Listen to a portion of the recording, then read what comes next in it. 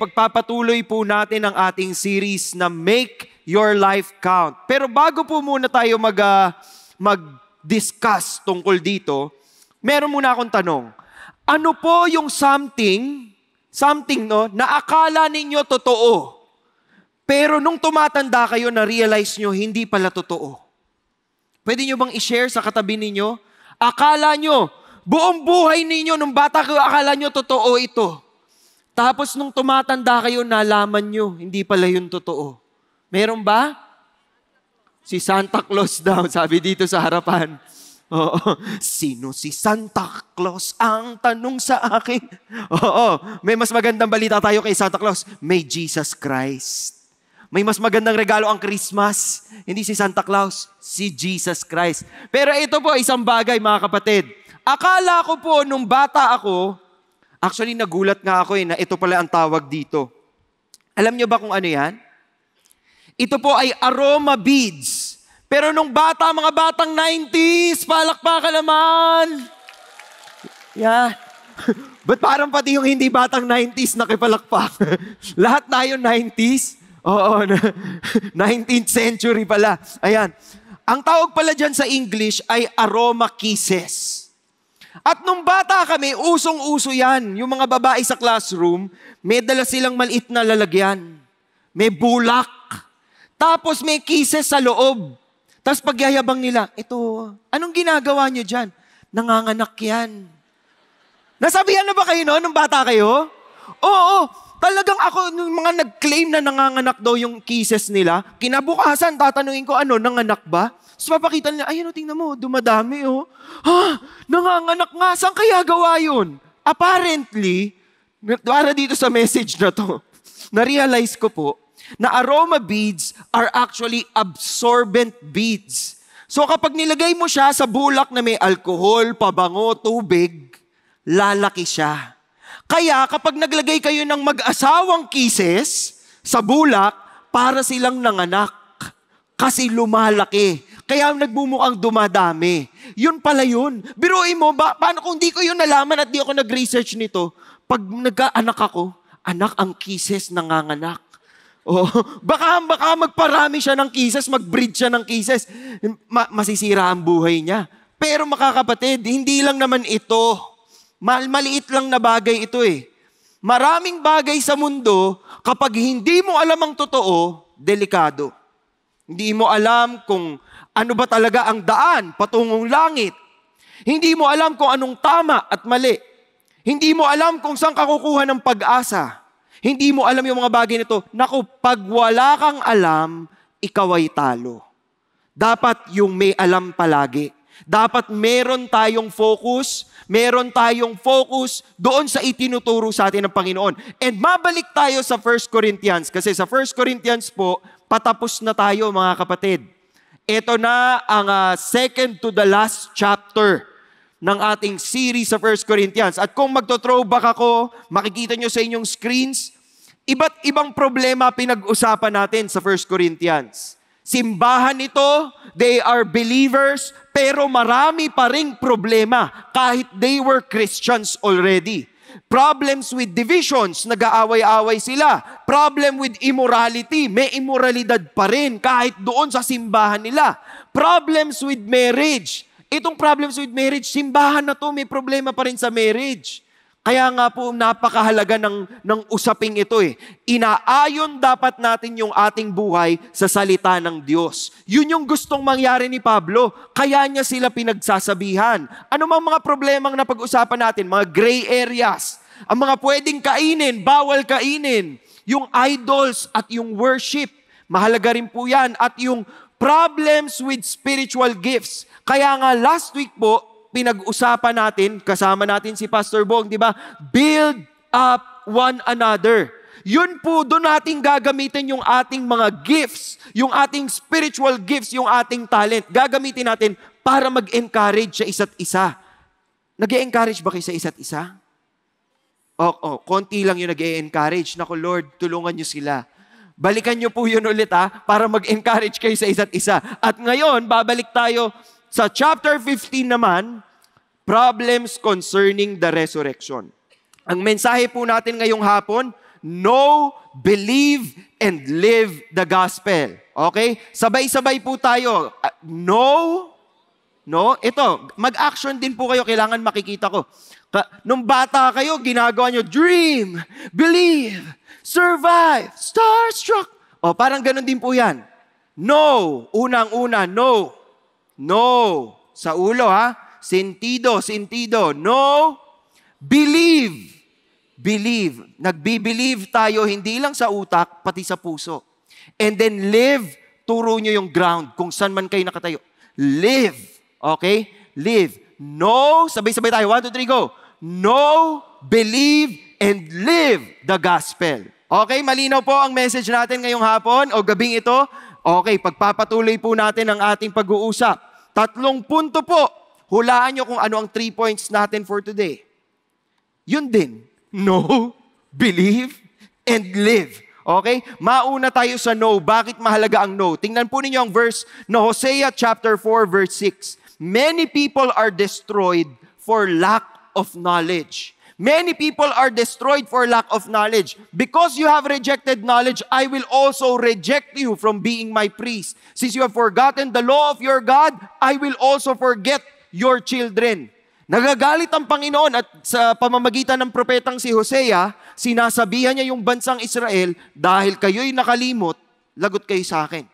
Dahil hindi nyo inalam kung ano yung tama, lagot kayo. Kayo po ba naniniwala kayo mahalaga ang knowledge? Sino dito gustong-gusto ang knowledge? Kita nyo, napakahalaga ng knowledge. Kasi hindi nyo nga alam kung magtataas kayo o hindi. Siyempre, lahat tayo, gusto natin ng knowledge. Gusto natin may alam tayo. Mahalaga yun. Pakitapik nga po yung katabi nyo, baka tulog na agad. Oo. Sa sentido nyo gisingin. Hindi, joke lang. Knowledge, mahalaga po that we know para hindi tayo naliligaw.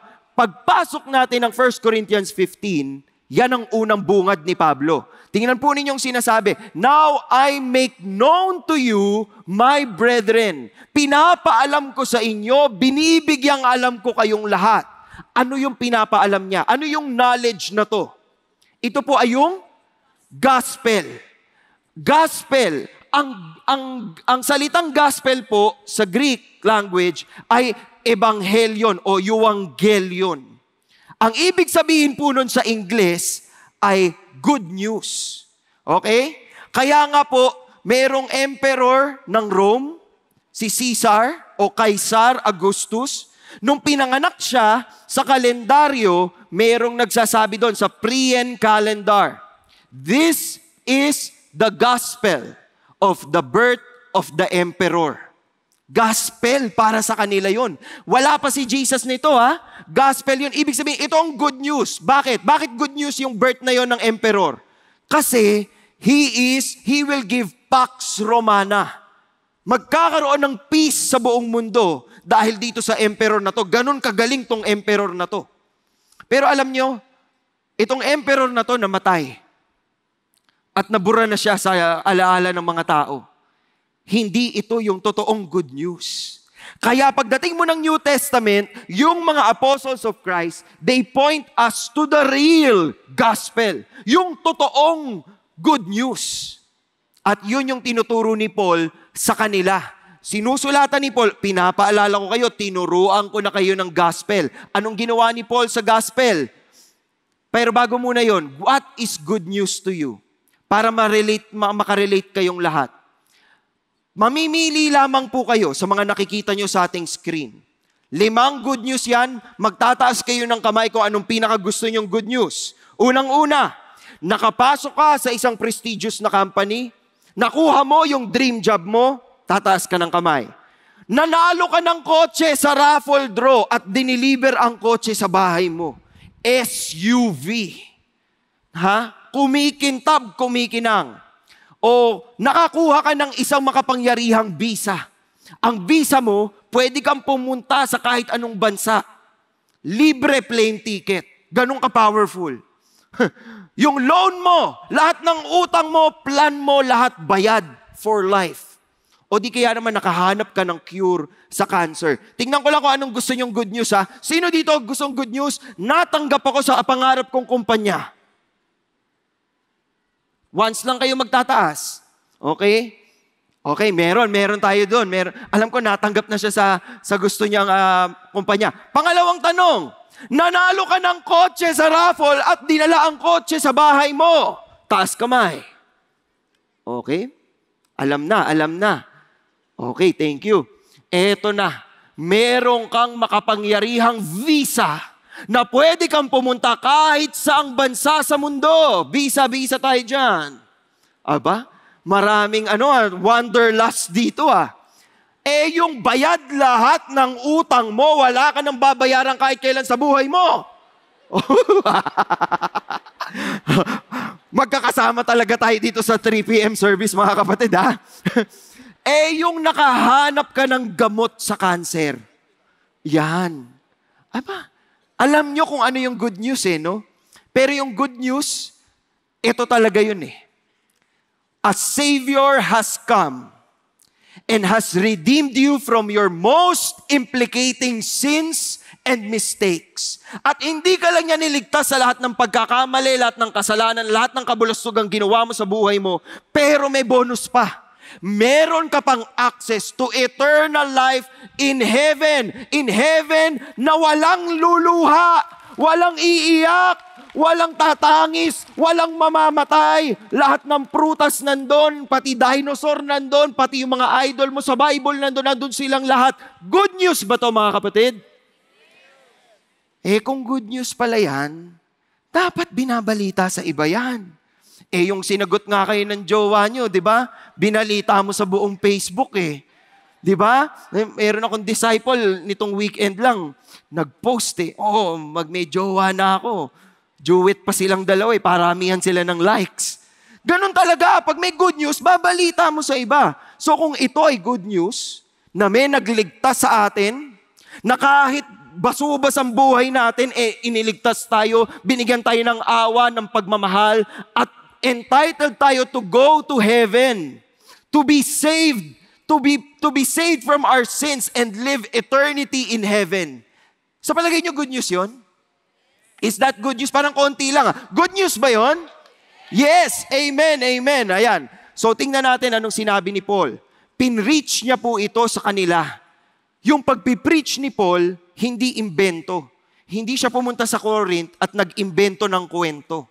Pag sinabi mong preach, yung gelitso, ang ibig sabihin nun, yung totoo, pinoproklama mo. Pinapaalam mo sa kanila kung ano yung totoong nangyari.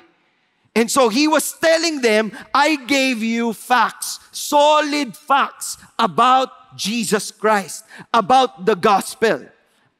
And then he said, if you hold fast, kung kakapitan at patuloy kayong maniniwala, okay kayo. Pero kung bibitawan nyo, kung bigla kayong makakalimot, kung tatalikuran nyo yung pananampalatayang yan, sinasayang nyo yung good news. Alam nyo ba yung pakiramdam ng nasasayang yung good news? Kunyari, you applied for a job and the acceptance never got to you. So nasa bahay ka nagmumukmok, kailan ba ako manatanggap sa trabaho? Pero hindi mo alam, hindi nakarating sa'yo, tanggap ka na. Ikaw na ang boss.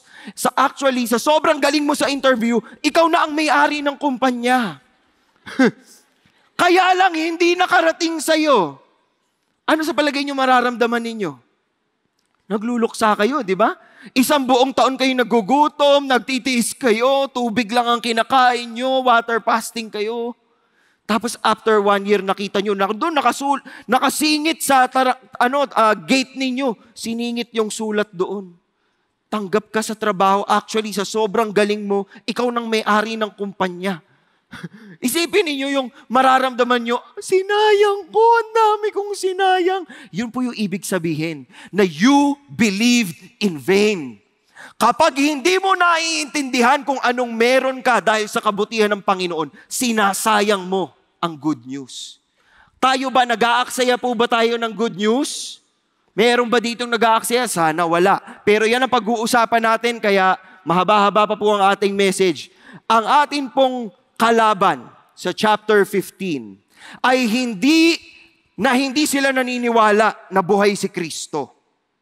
Ang kalaban natin sa chapter 15 ay yung Greek thinking. Meron pong mga Greek na matatalino talaga. Kaya nga po na-imbento yung mga geometry, trigonometry, algebra, kung ano-ano pang mga math yan. Kaya po tayo nagkaganon kasi yung mga Greek, mahilig silang mag-isip. Hobby nila mag-isip. Kaya galit na galit ako eh. Nagproblema patuloy ako sa math dahil dito sa mga to eh. Mga Pythagorean theorem, mga ganyan. Naku, hindi ko nagamit ever sa buhay ko. Ewan ko kung bakit na-invent. Siguro yung mga engineer nagagamit nila. Pero bakit ito po ang kalaban natin? Part of the Greek thinking is this. That our bodies will die and it will decay. And what is most important in this life is not the physical body. Ang importante ay yung laman, the soul. So kahit anong gawin mo sa katawan mo, magloko ka, magsapakan ka, maglasing ka, maganto ka, okay lang kasi mamamatay naman yan. Ang mahalaga mabuti ka sa loob. Ano naaalala nyo sa ganun? Meron kang mga nakikilala, no? Naniniwala po ba kayo kay God? O, naniniwala ako sa Diyos. O, naniniwala ako sa Diyos. Nagsisimba po ba? Hindi ko na magsimba, naniniwala na ako sa Diyos. Nakarinig na kayo ng mga ganun tao? Uy, magbagong buhay ka na kung naniniwala. Naniniwala na nga ako sa Diyos eh. Pero ibang klaseng mga pag-uugali ginagawa, iba-ibang mga kalokohan ginagawa sa buhay. Hindi pa pwede yun. Pero sila, ang kanilang takbo ng pag-iisip, okay lang yan. Katawan lang yan. Mamamatay yan at mabubulok yan. Ngayon, yung mga tao, hindi nagbabagong buhay. Kaya yung Corinth, maraming problema kasi ine-embrace nila itong Greek thinking na ito. So, ang sinabi ni Pablo sa kanila, I delivered to you as of first importance. Pinakamahalaga. Protos in Greek. Ito yung pinakamahalagang balita na dapat i-embrace nyo. At ano raw yung gospel? Kabisaduhin nyo to, this is the memory verse for this week. That Christ died for our sins according to the scriptures. Ibig sabihin, hindi to imbento, sinabi to sa salita ng Diyos at totoong namatay si Kristo para sa kasalanan natin. And that He was buried and then He was raised on the third day, again according to the scriptures. Paulit-ulit sinasabi ni Pablo, nasasabi yan sa salita ng Diyos. Naandito yan. Mga kapatid, kung hindi kayo sure, tignan nyo sa Biblia. Yun yung sinasabi ni Pablo. Nasa Biblia po yan. Nasusulat yan. Ano yung mga halimbawa nito? Halimbawa nito is yung Genesis 12 verse 3. Pag unang buklat nyo pa lang po ng Bible nyo, kayo ba nagdadala ng Bible? O kahit sa cellphone, nag-i-scroll kayo? Okay? Una pa lang Genesis chapter 12, sa unang bahagi. Anong sinabi dyan? Sabi ng Panginoon kay Abraham, I will bless those who bless you, and those who curse you, I will curse. And in you, all the families of the earth will be blessed. Ano pong ibig sabihin nito? Doon sa planong pag-redeem sa atin ng Panginoon, manggagaling ito sa lahi ni Abraham. Kaya napahalaga po ng usaping Israel at itong mga karatig bansa nilang nangaaway sa Israel. Napakahalaga po ng usaping ito. Kasi binabalik tayo sa pag-uusap tungkol sa Biblia. Galing kay Abraham, magkakaroon ng pagpapala. Sinabihan pa po tayo sa Genesis chapter 2 verse 18. Ang sabi po dito, tingnan natin. Teka lang, nasobran ako ng click. Ayan. In your seed, all the nations of the earth shall be blessed.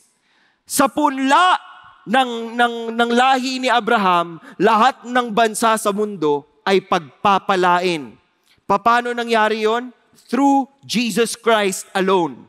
Jesus is the blessing for all of this world, not just Israel. But kaya nga tayo damay, ang layo-layo natin sa Israel eh. Pero damay tayo kahit dito tayo sa Pilipinas at kung nasan man po kayo sa mundong nanonood ngayon. The blessing is Jesus Christ. Now, maraming tao ayaw maniwala dito. Pero nung na-discover po ang Qumran Cave at nakita ang Dead Sea Scrolls. Alam niyo ba yung Dead Sea Scrolls? Ito po ay na-discover sa Qumran Cave at ito yung naging patunay na yung Bibliang hawak natin ngayon, totoo siya. Kasi may mga records Katulad ng nakikita ninyo sa larawang ito, yan po ang isang buong scroll ng Book of Isaiah. Propeta. Si Prophet Isaiah, nakita po yung buong scroll niya at walang halos pagkakaiba doon sa Bibliyang meron tayo ngayon. Ano bang makikita nyo sa Isaiah? Makikita nyo po dyan. Isaiah 53 verse 5. He was pierced through for our transgressions. Hindi pa naiimbento ang pagpapako ng tao sa krus. Pero sinabi na sa Biblia, He was pierced through. At hindi lang yung pagpatay, pati yung dahilan bakit pinatay. The reason why is because of our transgressions, is because of our iniquities. Isipin nyo yun, even during the Old Testament, alam na natin ang plano ni Lord. He wants to redeem us from our sins. He wants to redeem us from our transgressions, from our iniquities, from our failures. And He got it all, si Jesus. By His scourging, we are healed. And then nagpatuloy po yan. Ito pa, napakagandang description. All of us like sheep have gone astray. Each of us has turned to his own way. But the Lord has caused the iniquity of us all to fall on Him. What does that mean? Everybody sinned. Again, katulad ng lagi kong ginagawa sa pre-PM service, sino po dito sa inyo ang never pang nagkasala? Taas po ang kamay. Okay, tinitingnan ko lang po, ha? Oo, okay. Patas-patas naman pala tayo dito, eh. It's a tie. It's a tie for all of us. Lahat po tayo parang mga nawawalang tupa. Yun po ang sinasabi dito. At sa lahat ng kalokohang pinagagawa natin, sinong nag-receive ng palo? Sinong nag-receive ng parusa? Si Jesucristo. Yan po, siya po ang pinag-uusapan sa Isaiah chapter 53. He is the suffering servant. Paano mo nasabi yan, Brother Paul? Tingnan nyo pati verses 9-10. Dinidescribe po kung paano talaga namatay si Jesus at kung anong ginawa sa kanya sa paglilibing sa kanya. Sabi dyan, His grave was assigned with wicked men. Totoo naman, dahil nung namatay si Kristo, kasama niya mga magnanakaw. At kung ibababa sila sa Kristo, itatapon sila sa iisang hukay, kasama niya yung mga kriminal na andun sila nung namatay. Pero anong nangyari? Napigilan. He was with a rich man in his death. There was a rich man in the New Testament. His name was Joseph. Joseph of Arimathea. Siya po ang nag-claim sa katawan ni Jesus, akin na po, ililibing po namin siya. Kaya nailibing si Jesus. Hindi siya kasamang tinambak dun sa mga magnanakaw. Kaya yung mga sundalo noon, nung nawala si Jesus, hinanap nila dun sa mga patay. Wala nga dito Wala talaga dyan. Hindi mo hahanapin dyan, ay lang Diyos namin ay buhay at hindi patay. Yan ang ating Jesus Christ, ang ating Savior. He is alive. Now, sinabi po ni Pablo sa Romans chapter 1. Tingnan po ninyo, napakalinaw nito concerning His Son who was born a descendant of David. At si Jesus po ay nasa lahi ni David. According to the flesh, who was declared the Son of God. He is the promised Messiah. He is the Son. He is the Savior with power by resurrection from the dead. Totoong nabuhay muli si Kristo. According to the Spirit of holiness, and His name, Jesus Christ our Lord. Tim Keller said this, brothers and sisters. If Jesus rose from the dead, then you have to accept all that He said. If He did not rise from the dead, then why worry about all the things that He said? Naiisip niyo po ba yung sinasabi ni Tim Keller? Kung totoo na nabuhay si Kristo, makinig ka sa Kanya. Pero kung hindi totoo, fake news lang. Namatay si Jesus, ninakaw ang katawan niya, sinira ng mga tao itong naggawa-gawa ng kung ano-anong fake news. Bakit pa kayo nagsisimba? Yun yung punto eh. All of Christianity will fall. It will break, or it will fall, or it will succeed on the grounds of the resurrection. Kaya napakahalaga pong ine-embrace ninyo itong resurrection. The issue on which everything hangs is not whether or not you like His teaching, but whether or not He rose from the dead. Dahil nabuhay muli si Kristo, lahat ng sasabihin niya, totoo. Dahil nabuhay muli si Kristo, lahat ng iuutos niya, susundin ko. Naiintindihan niyo pa po? Kasama ko pa po ba kayo mga kapatid? Andiyan pa po kayo? Very good. Ito po ang blessing sa atin. Kaya tama po na maalala niyo ito. To make your life count, you have to know what you were blessed with because of Christ. Ang dami-daming tao sa mundo nang hihingi ng blessing kay Lord. Lord, kailan mo ba ako ibe-bless? Lord, kailan mo ba ibibigay yung prayer ko? Lord, kailan mo ba ibibigay yung wish ko? Kailan mo ba ito gagawin? Mga kapatid, the greatest blessing of all is that we received Jesus and Jesus paid for our sins. He set us free. Pinalaya niya tayo mga kapatid. Malaya tayong mabubuhay ng walang pangamba dahil ginawa na niya yung dapat niyang gawin.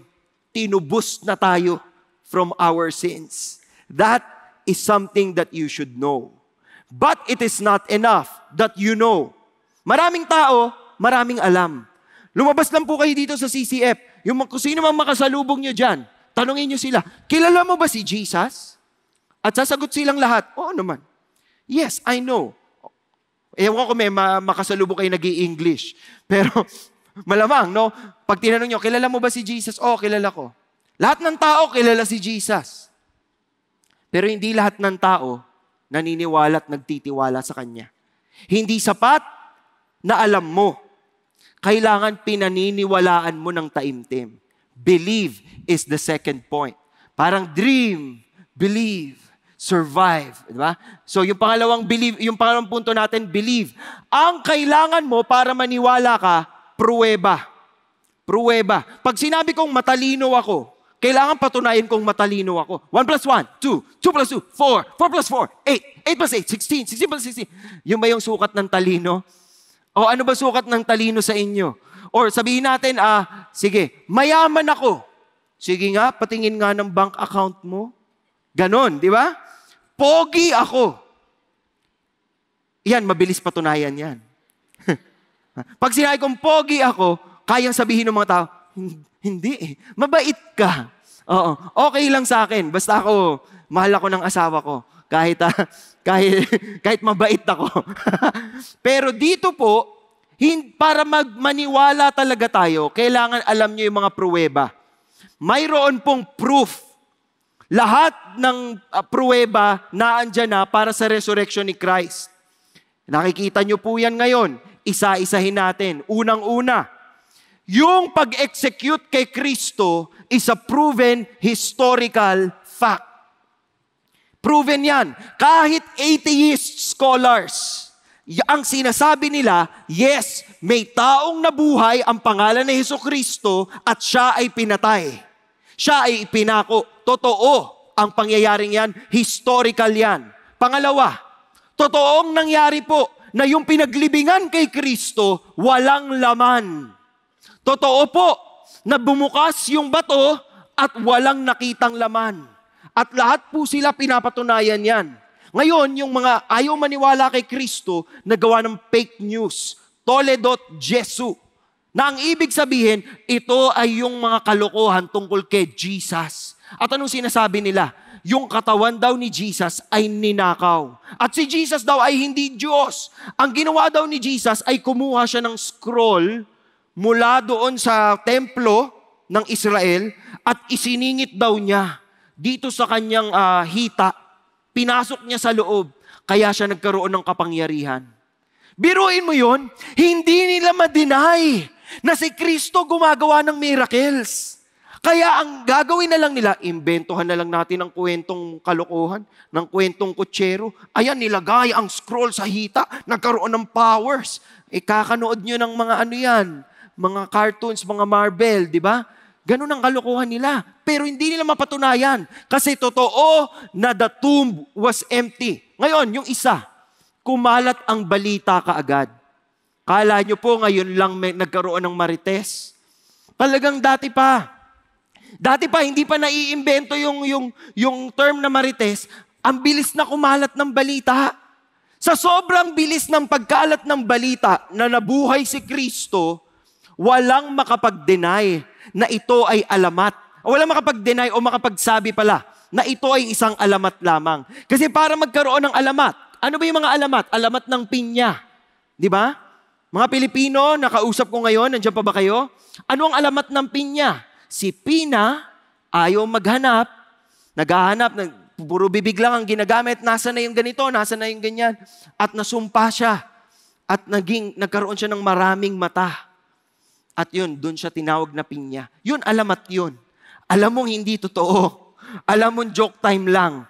No, huwag kayong kumausap ng pinya ngayon. Pina, ikaw ba yan? Hindi ito, alamat lang po yun. Pero ito, hindi ito alamat. Kasi napakabilis ng paggalat ng balita, nalaman agad ng mga tao. Hindi nga nila matago-tago eh. Kaya nga may Christianity ngayon. Kasi pinag-usapan siya kaagad. At merong mga testigo, mga kapatid. Ano yon? Tingnan po ninyo sinabi ni Pablo. He appeared to Cephas or Cephas. Sino yan? Sino po si Cephas? Siya po si Peter. He appeared to Peter and then to the 12. Nagpakita rin siya sa mga apostles, no? And after that, he appeared to no more than 500 brethren at one time. 500 tao ang pwedeng magsabi sa inyo, oo, nung ikatlong araw, nakita ko si Kristo. Oo, nakita ko siya. At ang ganda po nito, tingnan nyo maigi ha, yung verse na to, most of whom remain until now. Buhay pa rin sila. Nung sinusulat ni Pablo, yung 1 Corinthians, pwede mo pa rin puntahan yung mga taong nakakita kay Jesus when He resurrected. Nakikita niyo yung confidence ni Pablo? Confident akong totoo to kasi kahit puntahan mo sila, sasabihin nila sa'yo, nakita ko si Jesus, face to face. Ganon. May mga testigo, napakahalaga po yan. Kaya itong mga testigong ito, what they did was they preached the resurrection. May papakita po ako sa inyo slide. Maliit po ito, pero sana makita nyo dito sa inyong mga screen. Ang pagpapatunay po niyan ay sa mga unang sermon, unang preaching, ang pinipreach ng mga apostles of Christ, resurrection ni Jesus Christ. Pinatay niyo siya, but God raised Him up again. Jesus raised Him up again. God raised Him again. Lahat po sila, si Peter and John, yung mga apostles, maging si Paul, tsaka si Barnabas. Yan po ang mensahe nila. Na si Kristo hindi na natiling patay, buhay siya. At si Paul sa Areopagus.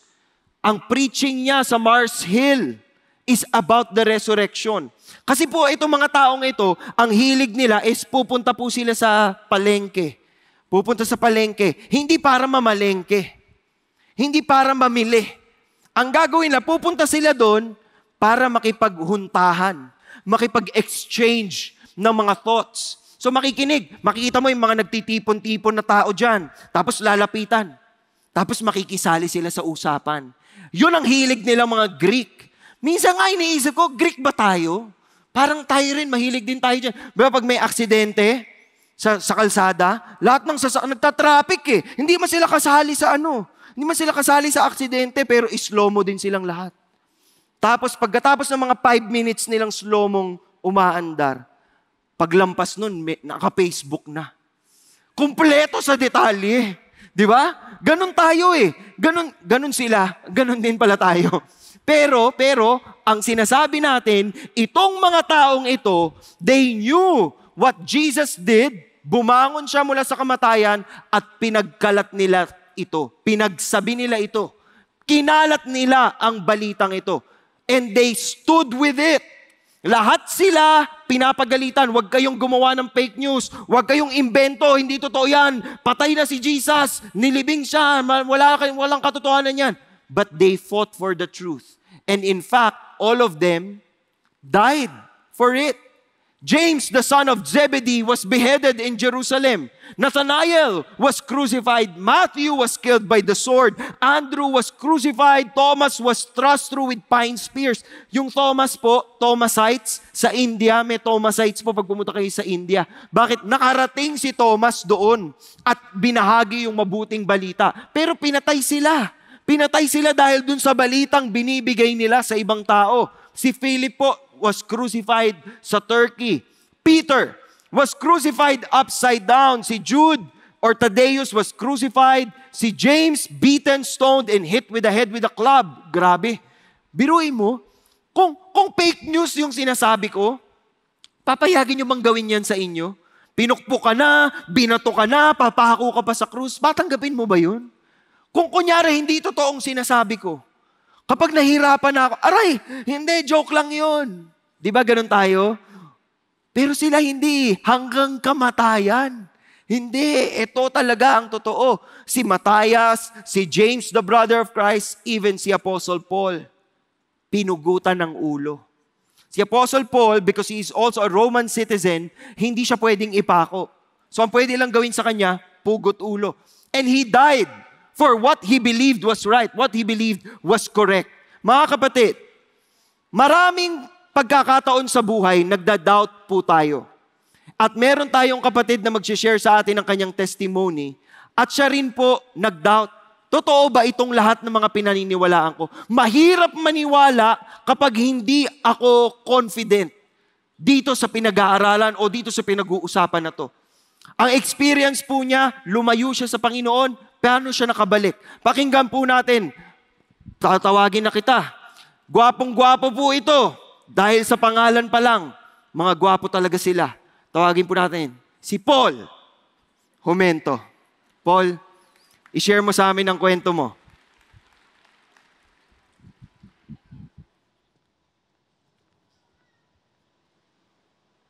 Magandang hapon po. Nag-agree ako na gwapo nga mga Paul. Siyang example ng isa nun. Magandang hapon po sa inyong lahat. Ako po ay nagagalak na tumayo ngayon sa harap ninyo para makapagbahagi ng patotoo kung paano ako ginabayan ng Diyos galing sa buhay ng skepticism papunta sa buhay ng paniniwala sa gospel ni Jesus. So, nung pagkabata ko po, galing sa kindergarten hanggang sa makapagtapos ako ng elementary, pinalaki ako sa mga katuruan ng Christianity. Bawat linggo, ang aking pamilya ay laging pumupunta sa church. Tsaka yung mga kwento galing sa Biblia, kunwari yung si Moses, binuksan niya yung Red Sea, tapos yung manna galing sa heaven, lahat ng yun pinaniwalaan ko. Wala akong doubt sa isip ko. Kasi syempre, bata, tapos sinabihan ako ng magulang ko na ito yung mga nangyari. Kasi syempre, wala naman din akong ibang alam pa nung time na yun. Sabi ko, okay, totoo nga yung mga bagay na yun. At tinignan ko yung mundo galing sa biblical na mindset, na worldview. Naniwala ako sa Diyos, naniwala ako kay Jesus, naniwala ako na nabuhay siya, namatay at nabuhay muli. Tapos parang wala lang akong doubt. Okay lang siya for me. Pero, nagbago ang lahat ng yun nung pumasok ako sa isang secular na high school. Dito, nakarinig ako ng iba't ibang uri ng pananaw, paniniwala at mga philosophy na sumubok sa aking pananampalataya. Dito na question ng mga tao kung ano yung pinaniniwalaan ko. Kasi sa tenga nila, parang silly o parang napaka-imposibleng mangyari yung mga sinasabi ko tungkol sa Biblia. At napaisip din ako napaisip ako, bakit nga ba ako naniniwala sa pinaniniwalaan ko? Na-realize ko na naniniwala lang ako kasi sinabihan ako ng mga parents ko, mga churchmates ko, tsaka kaibigan ko na dapat dito maniwala kay Jesus. At hindi dahil alam ko yung evidence o yung proof para sa Biblia. Ang kaisa-isang rason lang ay dahil sinabihan nila ako na maniwala. So, nung napag-isipan ko yun, na-realize ko, o nga no, bakit ko ba ito pinaniwalaan? At yung mga doubts ko dumami. Napaisip tuloy ako ng mga ibang mga question tulad ng kung totoo ba talaga ang Diyos? Kung totoo ang Diyos at sinabi sa Biblia na mapagmahal siya, edi bakit meron pa ring paghihirap at kasamaan sa mundo?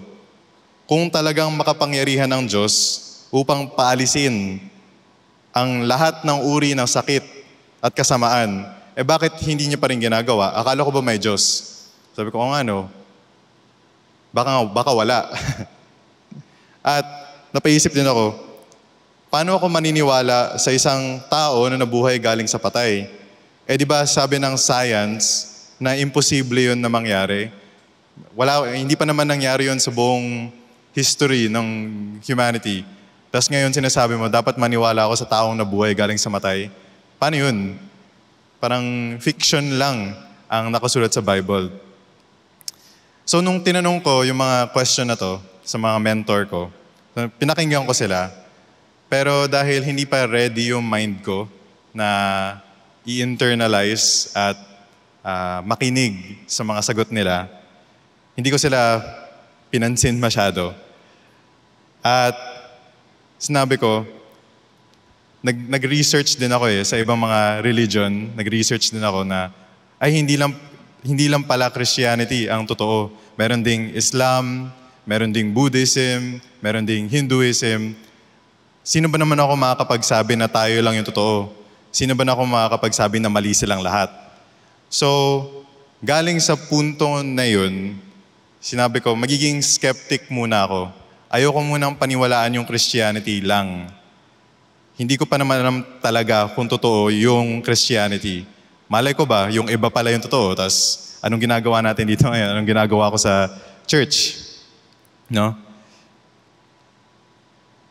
So nung naging skeptic ako, yung naging lifestyle ko, sinabi ko sa sarili ko, sige, mag-aaral na lang ako ng maayos, magkakaroon na lang ako ng mabuting trabaho, at saka gagawa na lang ako ng mas maraming mabuti kaysa mali.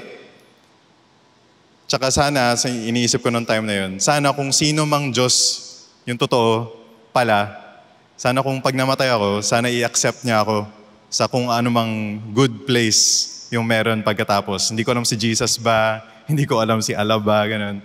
So, confused talaga ako noong time na yun kung nung hindi ko pa alam na si Jesus ang totoo. Pero, hindi rin nagtagal na na-realize ko itong lifestyle, itong mindset na ito, hindi pala nakakabuti para sa akin. Lalo akong naging confused sa kung ano ba talaga ang definisyon ng tama at mali at ano ba ang purpose ng aking buhay. Nalulung ako sa kasalanan at nakagawa ng mga bagay na nakasakit sa aking mga kaibigan at pamilya. At saka kahit na nagtatrabaho na ako at kumikita ng okay na amount nung panahon na yun, nakaramdam pa rin ako ng kawalan ng pag-asa, naliligaw at desperadong magkaroon ng kasagutan. Na-realize ko na walang katanyagan, kayamanan, libangan, relasyon o kasikatan ang makapag-satisfy sa buhay ko. Kaya nung dumating yung pandemic nung taong 2020, nagkaroon ako ng oportunidad para pag-aralan at patunayan kung ang Christianity ba talaga ang totoo. Nagdesisyon ako na seryosohin ang aking spiritual journey, kaya nag-resign ako galing sa trabaho para makapag-aral ng theology at apologetics galing sa mga teacher, galing sa internet. Nag-enroll ako sa mga online courses at halos 15 oras kada araw-araw for 1 year. Nagre-research ako tungkol sa historicity ng resurrection, the origins of the Bible, tsaka mga prophecy na tinupad ni Jesus at kung ano-ano pang mga topic. Binasa ko ang New Testament na halos na 6 na beses at 3 beses pa ulit-ulit yung Torah at nakarinig ako ng sobrang daming oras ng pakikinig sa podcast galing sa mga Bible scholars.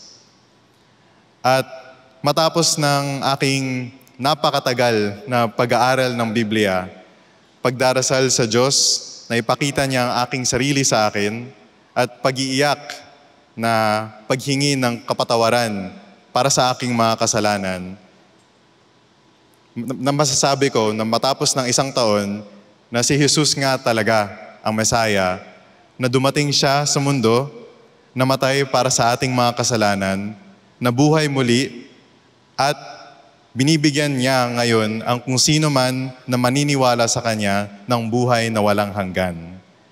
Na-realize ko na si Jesus ang totoo at hindi yung ibang mga relihiyon, hindi atheism, hindi kung kahit ano pa, pero si Jesus lang. Praise God po. So nung na-realize ko na yung Bible at si Jesus yung katotohanan, sabi ko sa sarili ko, hindi ako pwedeng manatiling tahimik lamang tungkol sa Kanya. Hindi ako pwedeng manatiling tahimik. Hindi ako pwedeng maging passive at hayaang mamatay na lang ang aking mga kapamilya at kaibigan na hindi nakarinig ng gospel ni Jesus. So, nung naisip ko to, kinausap ko yung mga kaibigan ko kung pwede nila akong tulungan magsimulang makipag-share ng gospel sa kung sino man na pwede naming ma-invite. Kaya, nag-start kami ng mga Bible study nung pandemic. So, 3 times a week, nag-verse by verse kami sa Zoom. At natapos namin yung Colossians, Galatians, at Philippians. So, every week yun. Nagsimula rin kami ng 3 weekly discipleship groups para ma-lead ko yung mga kaibigan at mga kapamilya ko sa kanilang journey ng pananampalataya. At naging involved din ako sa iba't ibang mga CCF satellites. At nagkaroon ako ng oportunidad para makapag-share, makapagturo ng apologetics at theology doon. At last year, inilagay ng Diyos sa aking puso na pumasok sa isang seminary upang mas mahasa pa ang aking karunungan at kasanayan. Dito ay lalo akong natututo, hindi lamang sa kaalaman ko theologically, pero hinuhulma rin ng Diyos ang aking character upang mas mahalin pa siya at ang mga taong nasa paligid ko. So ako po si Paul Jumento, isang dating skeptic, pero ngayon ay natagpuan na ni Kristo at dito sa Kanya ay mananatili na. Kay Jesus lang lahat ng kaluwalhatian, ngayon at magpakailanman. Amen. Maraming salamat, Paul. Si Paul po, katulad ng karamihan sa inyo, tinitignan niyo, batang-bata po siya, wala pa po siyang asawa, kaya pwede pa po siyang mag-aral ng mga ganito. Alam ko po, makaramihan sa inyo, kinakabahan kayo sa inyong mga anak, na sana hindi po sila maniwala doon sa kung anong pinaniwalaan ni Paul dati na parang di ko yata kailangan to, parang hindi yata to totoo ah. Kaya po pwede nyo po siyang i-email, pwede nyo lang po kayo makipag-usap sa CCF kung may tanong po kayo at hahayaan po namin kayong makapag-email kay Paul at makapag-share siya ng kanyang mga nalalaman sa inyo. Pero gusto ko pong i-establish lamang ito bago natin siya ipag-pray. Napakahalaga po ng next generation, mga kapatid. Katulad po niya, nung panahong siya'y nag-aaral, doon nag-umpisang maligaw ang landas. Yung mga kabataan po natin ngayon, kung ano-ano ang ituturo sa kanila sa mga eskwelahan, kung ano-ano yung mga posibleng kaisipan na isusubo sa kanila, ipipilit sa kanila, kailangan natin po silang maprotektahan. Kaya po napakahalaga ng Elevate Movement. Kaya po kung meron ditong mga taga-Elevate, kaway-kaway po kayo dyan mga kapatid, pakisuportahan po ang ating Elevate Ministry. You want to be part of students' lives changing, katulad ng kung paano din niya na-discover ang Panginoong Jesus, sumuporta po kayo sa Elevate, no? Pwede ho kayo, kung may kakilala kayong mga kabataan ngayon, pag-attendin niyo po sila ng SNS o ng Elevate, and then make full-time missionaries out of them. But you, yung mga medyo matatanda na po, pwede naman po kayong sumuporta sa kanila and also send missionaries out to your campuses. Kung teacher kayo, principal kayo, eto na yon. Lagyan mo ng elevate dyan sa school mo. Huwag mong ipagdamot ang good news. Dahil maraming katulad ni Paul ang pwedeng magbago pag nalaman nila kung ano ang katotohanan from the Bible. Pag-pray po natin si Paul. Panginoong Diyos na pinakamakapangyarihan sa lahat, iniaangat po namin sa inyo ang aming kapatid na si Paul. Tulungan niyo po siya, Panginoon, na maging tapat sa inyo at maglingkod sa inyo sa kung anumang paraan niyo siya tinatawag, Panginoon. Ang amin pong dasal ay manatili siyang tapat sa iyo, manatili niyang mahal kayo ng lubusan, at Lord, gamitin po ninyo ang kanyang buhay upang mas maraming tao pa ang makakilala sa inyo at hindi maligaw ng landas o malilito sa mga kasinungalingan ng mundo. Gamitin po ninyo si Paul, O Lord, for your honor, glory, and praise. We pray this in Jesus' name. Amen and amen. Maraming salamat, Paul. Sana maraming pang maging katulad ni Paul. Pagpatuloy po natin ito, Matthew 24 verses 12 to 13. Ito po ay warning ni Jesus Christ. Because lawlessness is increased, most people's love will grow cold. Marami sa atin manlalamig. Marami sa atin mabobor. Marami nga sa inyo natutulog na ngayon eh. Pakigising na po. Most people's mind will sleep. Ano bang, tama yung English ko, di ba? Oo, kaya pakigising po. Kailangan you endure to the end. At itong service na to, kung nag-overtime po si Pastor Peter, mag-overtime din tayo. Kaya you endure to the end, ha? Pakigising yung katabi, sabihin, matagal pa daw tayo dito. Wag mo namang ikutin ang mundo sa panaginip mo, ha? Pero ito pong sinasabi ko, kung totoong yung faith natin kay God, kailangan hanggang dulo. Maghirap man tayo, marami mang atake dumating sa atin, marami mang mang-away sa atin, marami mang mag-question sa atin, anong kailangan? Kailangan kumapit tayo, tumindig tayo sa katotohanan, at wag nating tatalikuran ito. Kahit pilitin pa kayo ng mundo, hindi totoo yung Christianity. Grabe naman kayo mga Christian, masyado kayong conservative. Hindi kami konserbatibo. Nasunod lang kami sa salita ng Diyos. Gusto lang namin nasa tama kami. Yun ang tindigan nyo, yung tama. At hindi kayo papabayaan ng Panginoong Jesucristo. He will see you to the end. Because He is victorious, He will be with you. Yan ang confidence ninyo. Huwag mawawala yan sa inyo, mga kapatid. Ngayon, sabi po dito, may warning tayo sa kapatid ni Jesus. James chapter 2 verse 19. You believe that God is one, you do well. The demons also believe and shudder. Lahat ng tao, pag tinan mo, naniniwala ka ba kay God? Oh, naniniwala ako. Pero di mo nakikita na totoo yung paniniwala niya kay God. Bakit? Kasi, gumagawa pa rin ng mali. Yung mga diablo daw po, naniniwala din kay God. Nangangatog pa nga sila sa takot kay God eh. Wala tayong pinagkaiba pag ganun. Dapat hindi nyo lang alam at naniniwala kayo, pero yung paniniwala ninyo, dapat binabago rin po ang buhay nating lahat. Tingnan po ninyo ito believing is not just done in the head. It must transform the heart as well. Hindi lamang po tayo nagpapatalino. Hindi lang po kayo mag-aaral ng apologetics para maging matalino. Dahil kahit anong talino natin, pag nakipag-usap tayo sa iba at hindi nila naramdaman si Kristo sa atin, walang kwenta lahat ng pinag-aralan natin. Ang mga Kristiyano po gustong itama ang mali. Gusto mag-preach ng gospel. Pero dahil puro kaalaman lang ang pinipilit, parang ang ginawa, nag-away-away na lang yung mga Kristiyano. Hindi yun ang will ni Lord. Ang will ni Lord, magbago yung isip natin, mabago yung paniniwala natin, at magbago yung mga pag-uugali natin. Nang sa gayon, yung mga tao sa paligid natin, bakit ka masaya? Bakit ka mabait? Bakit inaalagaan mo kami? Bakit considerate ka? Bakit very humble ka? Bakit ganito? Bakit ganyan? Si Kristo kasi, binago ang puso ko. Dapat ganun ang mangyayari. Ang buhay nyo ba sinasalamin kung saan kayo naniniwala? Kung naniniwala kayo kay Lord, dapat nakikita sa buhay nyo, ay kay Lord nga to. Hindi to sa kaaway. Kay Lord nga ito. Dapat ganun po tayo, mga kapatid. 2 Timothy 2:17 to 18. Meron pong warning dito si Hymenaeus at saka si Philetus.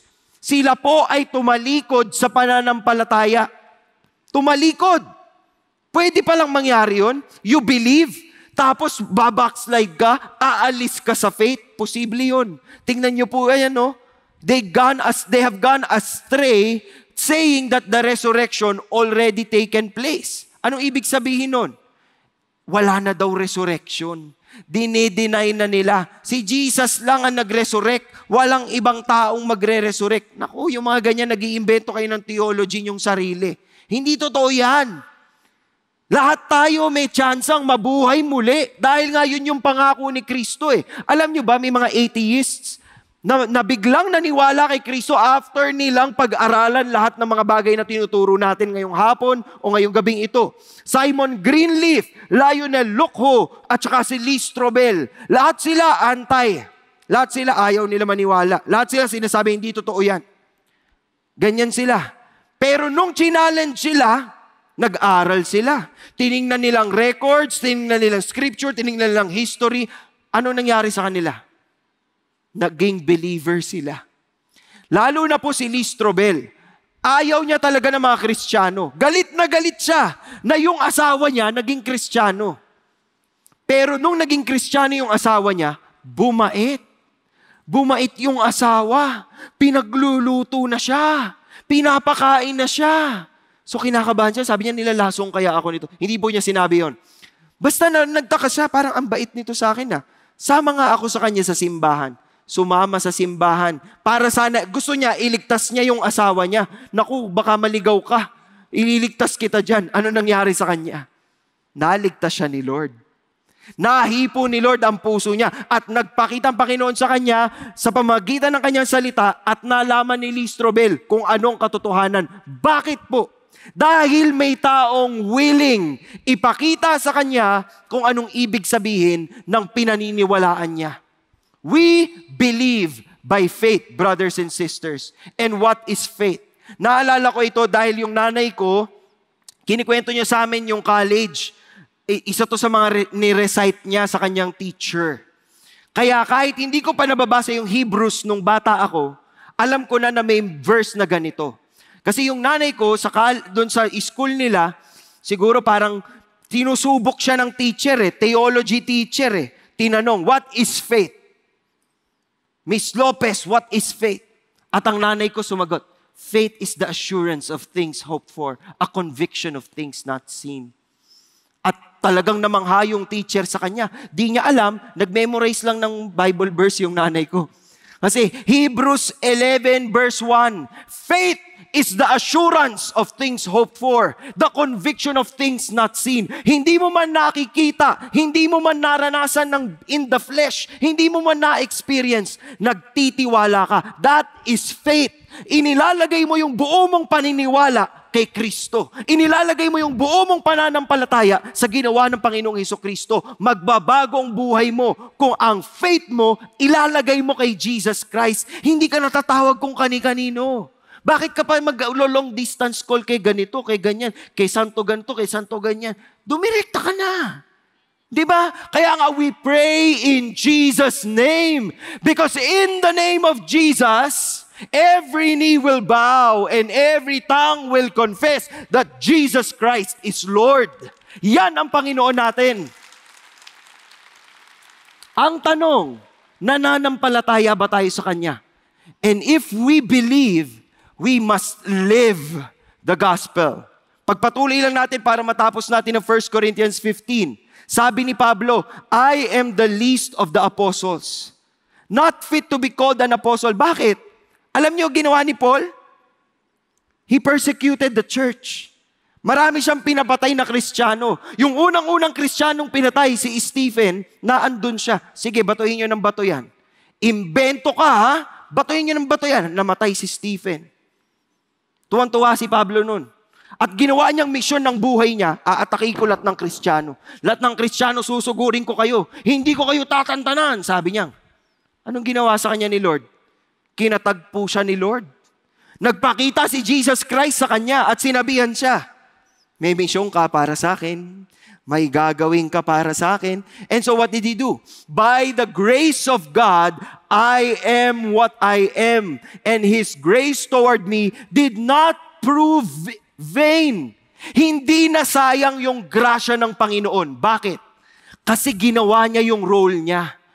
Tayo kadalasan nag-aaksaya tayo ng grasya ng Panginoon eh. Niligtas nga tayo sa kasalanan eh. Nininis nga tayo mula sa mga kamalian natin eh. Pero ayaw natin pag-usapan si Jesus sa mga pagkakaibigan natin, sa mga gathering natin, sa mga family fellowship natin. Pag may birthday party, ayaw mo mag-pray. Ina-assign mo pa yung bata mag-pray para yung bata na lang magpe-pray. Nahihiya ka mag-pray. Ikaw talaga. Kaya kung may party, ikaw mag-pray. Pag-pray mo silang lahat, tapos sabihin mo, bago tayo mag-pray. Gusto kong sabihin sa inyo, mga kamag-anak kung di pa naniniwala kay Jesus, ha? Ito po ang gospel. O, yun muna, bago nyo pag-pray yung pagkain. Magpapasko na, mga kapatid. Yung mga Kristiyano talaga, mag-volunteer na kayo sa pamilya ninyo. Kung may pang hindi Kristiyano sa pamilya ninyo, sabihin nyo, sige, sa amin na kayo mag-Noche Buena. Pero bago tayo kumain, bago tayo lumafang, anong gagawin muna natin? May Bible study muna tayo. Aalamin muna natin kung bakit may Christmas. Ano ba ang tunay na kwento ng Pasko? Ito. And then share the gospel to them. The greatest Christmas gift you can ever give this Christmas is for your close friends and your relatives to know who Jesus is and to find the hope, the love, the great life that they can have in Christ Jesus our Lord. Yan po ang ating misyon, mga kapatid. We have to live the gospel out because the gospel is worth our labor and dedication because it is the assurance of things hoped for and conviction of things not seen.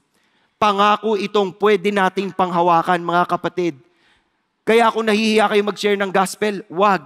Makapangyarihan yan at kailangan nating lahat yan. Tingnan po ninyo ang verse na 1 Corinthians 15 verse 8. Sinabi ni Pablo dyan, 3 pangalan, si Kephas, si James, at si Pablo. James, Peter, and Paul. Kung kayo po ay magtatayo ng simbahan, kukunin nyo bang pastor ng simbahan ninyo? Si James, si Peter, at si Paul.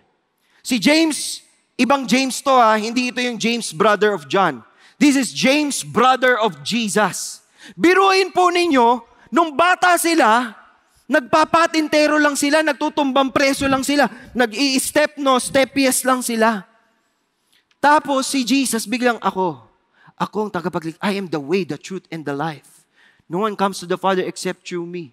Isipin niyo kung kayo yung kapatid ni Jesus. Ano sinasabi mo? Lumaki tayong magkakasama, imbento ka ha? Diba? Ganun lang. Kalaro lang niya yan eh. Ayaw niya maniwala. Hanggang mamatay si Kristo, ayaw niya maniwala.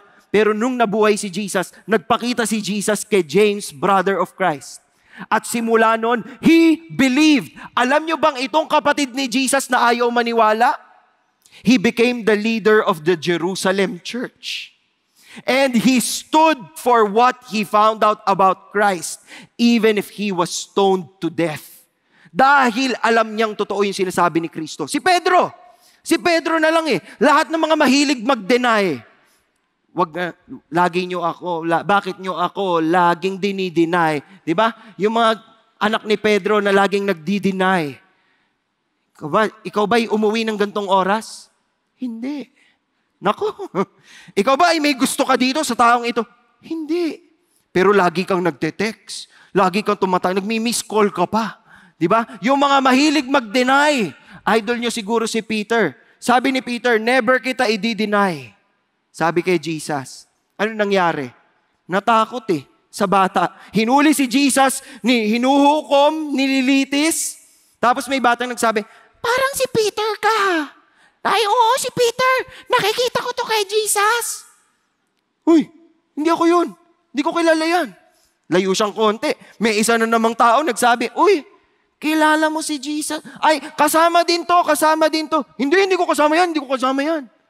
Tapos, lumayo siya ng lumayo, natatago siya. Biglang, eto pa!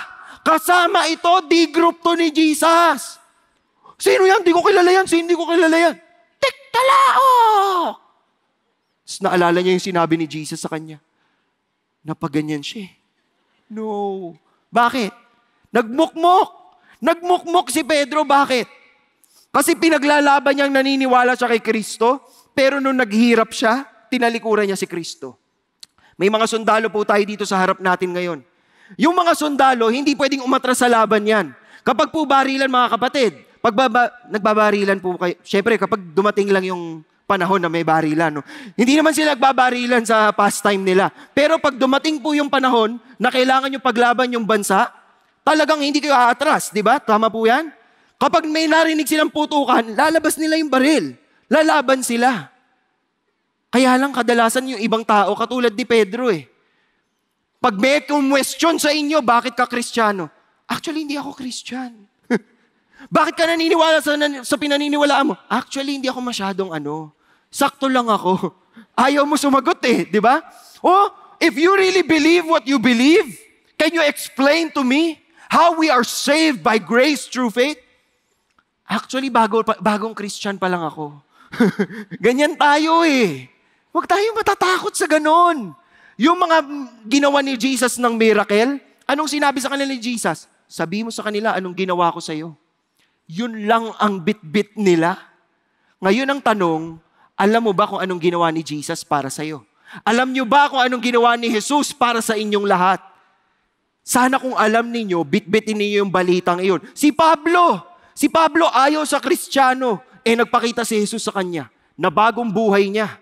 Pinakalat ni Pablo ang mabuting balita hanggang Roma, hanggang sa dulo ng buhay niya. He preached the gospel because the gospel changes lives. Ngayon, pagpatuloy natin, if Christ is preached that He has been raised from the dead, ang tanong ni Pablo sa kanila, bakit may mga nagsasabi sa inyo na walang resurrection of the dead? May mga naniniwala sa inyo na hindi na tayo mabubuhay. Yun nga po yung problema nila Naniniwala sila na pag namatay sila, end of the world na. Hindi. Mabubuhay tayong muli. Yun yung sinasabi ni Pablo. Kung walang resurrection, di dapat hindi na lang nabuhay si Kristo. Our preaching is vain. Sayang lahat ng pinagpipreach namin kung wala tayong resurrection. Pagpatuloy natin, moreover, we are even found to be false witnesses of God. Isipin niyo lahat ng nagpipreach, nangangako, na there's good future that awaits in you in heaven when we resurrect in the final days. Merong naghihintay sa ating magandang buhay sa piling ng Panginoon. Kung hindi totoong resurrection, nag-iimbento lang tayong lahat, ba't pa tayo nagsisimba dito? Bakit pa kayo pumupunta at bumabiyahe? Alam niyo, may pamilya akong kilala. Malayo pa, Bulacan yata, o basta taga malayong probinsya sila. Pumupunta sila dito, buong pamilya, para makinig ng salita ng Diyos. Tapos pagkatapos, magkakainan sila. Either dyan sa CAF o doon sa park, sa tapat ng CCF, magpipiknik sila doon as a family. Andito ba yung pamilyang yun ngayon? Andito ba kayo? Ayun sila. Ayun. Ayan sila. Kayo yun. Opo. Yan. Di ba? Andito sila. Bakit sila pumupunta dito? Bakit nila ginagawa yun? Kasi hindi sayang yung paniniwala nila. Their faith is not in vain. Hindi nila sinasayang yung mga salitang nare-receive nila dito because they want the greater things. And what are the greater things? The joy, the peace, the love, the hope that we have in Jesus. Philippians 3 verses 20 to 21 tells us this. Si Jesus Christ mismo will transform the body of our humble state into conformity with the body of His glory. Magre-resurrect rin pati yung mga katawan natin. Yun ang sinasabi ni Pablo. Magre-resurrect din ito at magiging glorified body rin ito. Totoong body ba yan? Baka multo yan. Tingnan nyo sinabi ni Jesus sa Luke chapter 24. Sabi niya, ako to. Hawakan nyo, touch me and see. Ako to, may laman ako, may buto ako, nabuhay akong muli. And the disciples saw that. And when they saw that, they started talking about that. They started preaching about that because it gave them hope. Ngayon, sabi po ni Pablo, 1 Corinthians 15, kung hindi babangon ang mga patay, let us eat, drink, for tomorrow we die. Ano ibig sabihin nun? Kung wala naman palang resurrection, di halika na. Mag-inuman na lang tayo. Magkainan na lang tayo dito. Tapos, mamatay na lang tayo basta-basta. Pero dahil po may resurrection, May nagpapaalala sa inyo na ang buhay hindi lang kung ano yung pinagdadaanan nyo ngayon. Kahit kayo ay naghihirap, kahit kayo po ay may pinagdadaan ng mga problema, may pinagdadaan ng sakit at pagsubok, hindi dito natatapos ang kwento. Dahil may resurrection tayong hinihintay. And our hope is alive in Christ. Nasa Kanya po ang ating pag-asa. Let's look forward to that, church. Let's look forward to Christ. Let's look forward to our second life, that eternal life in Jesus. That's why, sabi po ni Pablo sa 1 Corinthians 15 verses 18 to 19, those who have fallen asleep in Christ have perished. If we have hoped in Christ in this life only, kawawa tayong lahat. Sayang kung ang hope natin hanggang dito lang sa buhay na to. Please, extend that hope until the very end. You must live it out. We live the gospel, and it is a joy and a blessing.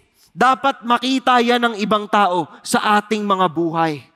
Kayo ba, natutuwa kayo na kayo ay saved? Na kayo ay welcome sa kingdom ng Panginoon? Natutuwa ba kayo na binayaran ni Lord yung mga kasalanan natin?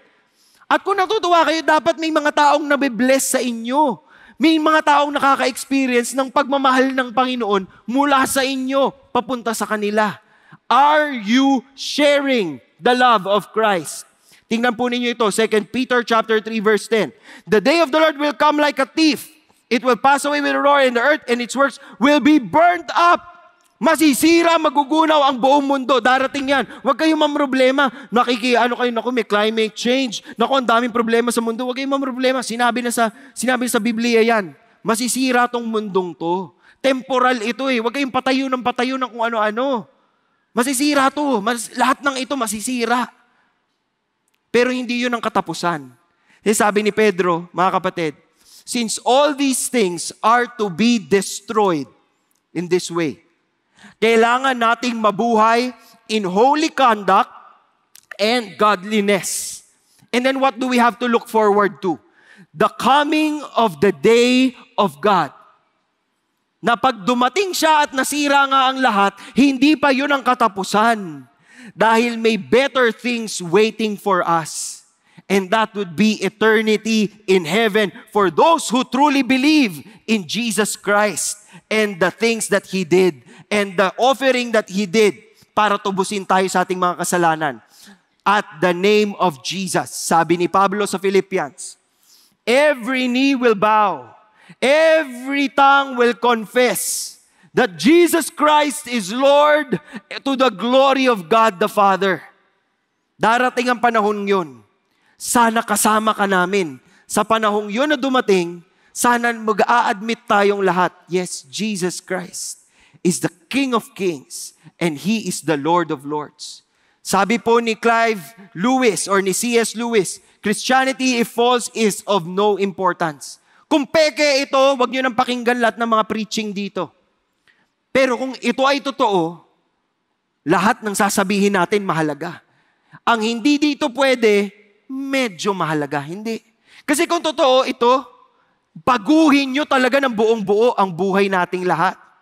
Tingnan po ninyo itong verse na to ha. Pakita ko lang sa inyo. 1 Corinthians 15:58, na dadaanan at babalikan din natin next week kapag si Pastor Bong ang nag-preach sa atin. Sabi dito, therefore, my beloved brethren, be steadfast, immovable, always abounding in the work of the Lord, knowing that your toil is not in vain in the Lord. Dahil sa pag-asang meron tayo, ang sinasabi po ni Pablo, be steadfast.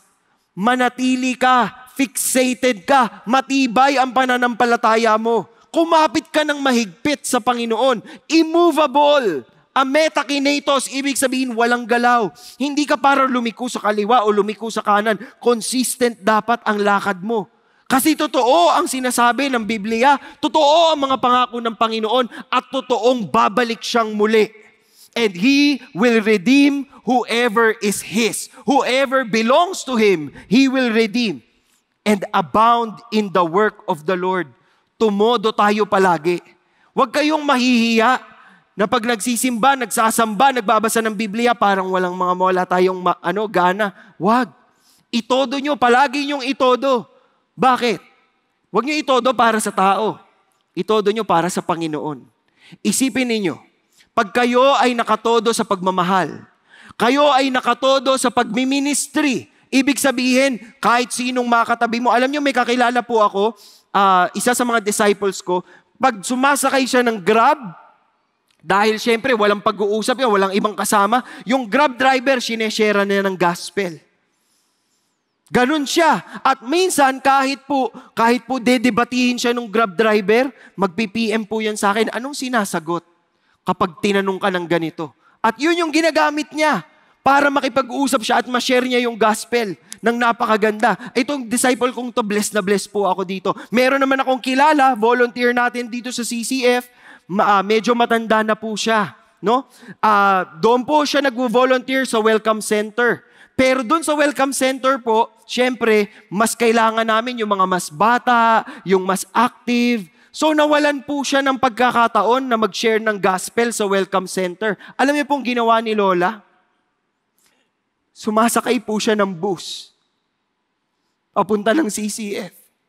Pag-attend ng Wow Ministry at ng kung ano-anong mga ministry dito, sumasakay siya ng bus. Para sa bus, kung sino mang makakatabi niya, sharean po niya ng gospel. Mga kapatid, ganun ba tayo? O hinahayaan na lang natin yung Facebook ang mag-preach ng gospel? Wag. If you know the truth, preach the truth. Preach it in love and show people yung hope nila ay nasa gospel of Christ. Kung katanungin ko po kayo anong mensahe natin ngayong hapon, know, believe, and live the gospel. Isabuhay po ninyo ang ating pinaniniwalaan. Ipakita ninyo kung bakit masaya kayo, kung bakit buo kayo, bakit confident kayo. Ito ay dahil kay Kristo. And He will not let you down. Tayo po ay magdasal, mga kapatid. Pagdarasal ko pong una yung mga taong hindi pa po sumuko sa Panginoon. Kilala nyo si Jesus, you know Jesus, but you've never really said, Jesus, you are my Lord and my Savior. I want my life to change. Gusto kong magbago ang buhay ko. And that can only happen if I give myself to you. Jesus, I want to put my faith in you. If that is your prayer, unang beses mo pa lang itong gagawin sa buhay mo, pero ngayon, malinaw sa'yo na ang gospel na matay si Jesus para sa'yo, tinubos ka niya sa kasalanan mo, at ang gusto niya sa'yo ay maligtas at magkaroon ka ng buhay na walang hanggan kasama siya. I'll give you this opportunity. If you want to receive the gospel, habang nakapikit po kayong lahat, walang nakatingin. If you want to receive the gospel today, I want you to raise your hand because I want to pray for you.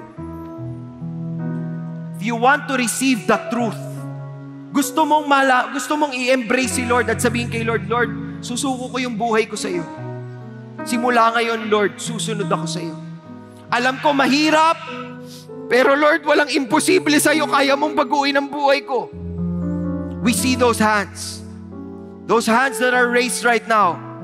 Habang kayo po nakataas ang inyong kamay, can you pray with me? Sa puso po ninyo, sabihin nyo ito, Panginoon, God, I am really sorry. I repent from all my sins. But Lord, I thank you because you saved me. Maraming salamat sa pagligtas mo sa akin. Binayaran mo lahat ng mga pagkakamali ko. Tinubos mo ako, Lord. And so today, I declare that you are my Lord and Savior, and I will follow you for the rest of my life. Mga kapatid na nakataas ang kamay, kung pinagdasal nyo yan ngayon, welcome to the family of God. I would want those of you who raised your hands to stand up. Stand up. And then yung mga katabi po nila, allow them to feel that the family of God is with them in this decision. So kung kayo ay Kristiyano na at talagang tinanggap nyo na si Lord at confident na kayo sa faith ninyo, pwede nyo bang hawakan o i-extend yung inyong mga kamay dito sa mga taong nakatayo, and let us pray for them. Lord Jesus, protect them. Lord Jesus, bless them. Lord Jesus, be with them and change their lives. In Jesus' name. Lahat po tayo ngayon ay tumayo. Ang hamon sa ating lahat, ngayong araw na ito, we know, we believe, and we live the gospel. So our prayer for today is this: Jesus, will you open doors?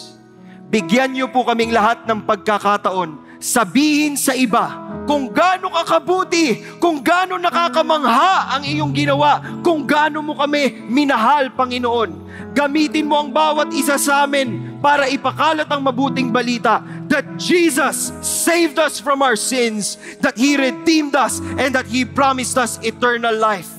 Jesus, we put our faith in you and we pray all of these things in the mighty name of our Lord and Savior Jesus Christ. Lahat po tayo magsabi ng Amen, Amen at Amen.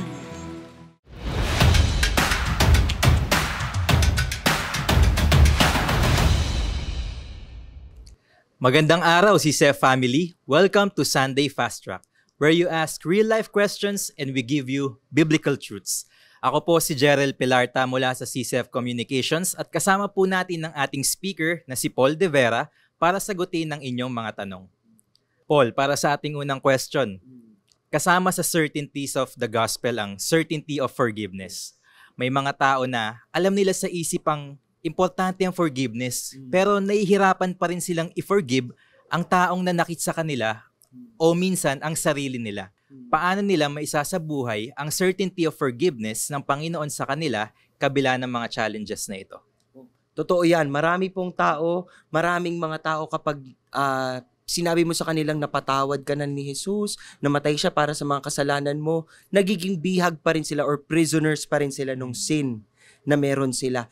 Ang kailangan po nating malaman dito, yung dugo na dinanak ng Panginoon o binigay ng Panginoon sa pagkamatay niya sa krus, sapat na kabayaran yon sa lahat ng ating mga kasalanan. Binayaran lahat ng ating mga pagkakamali. Ngayon ang tanong, do we live that forgiveness out? Many of us, we don't live like forgiven people. Bakit? Kinukulong natin yung sarili natin sa mga struggles o sa guilt natin o sa mga pinagsisisihan natin. It's time to step out of your prison and to really receive that forgiveness. Jesus taught that in Matthew 18, forgive 70 times 7. That is how patient our God is. So you can confess your sins to Him and He will be faithful and just to forgive you. So ano pong ginagawa nun? Binibigyan kayo ngayon ng confidence na napatawad ng Panginoon ng mga kasalanan mo, hindi mo na kailangan balikan ng buhay ng kasalanan, bagkus tumayo ka na sa buhay ng katotohanan. Napakagandang sagot no na Brother Paul. No? So para sa ating second question, para sa mga taong gustong ibahagi ang truth ng resurrection sa iba, pero natatakot bilang hindi sila maalam sa mga historical facts at mga evidence tungkol dito. So paano sila magkakaroon ng confidence para i-share din si Jesus? Mga kapatid, hindi po natin kailangan maging eksperto para ipagsabi itong nangyaring ito. The gospel is very simple and that's what we discussed in this message, that the Lord Jesus was crucified, He died, He was buried, and He rose again. And there were witnesses. Itong simpleng kwentong ito, na it stood the tests of time. Yun lang yung babahagi mo. Pero ang pinaka-importante sa gospel sharing, anong ginawa ng gospel na yon sa buhay mo?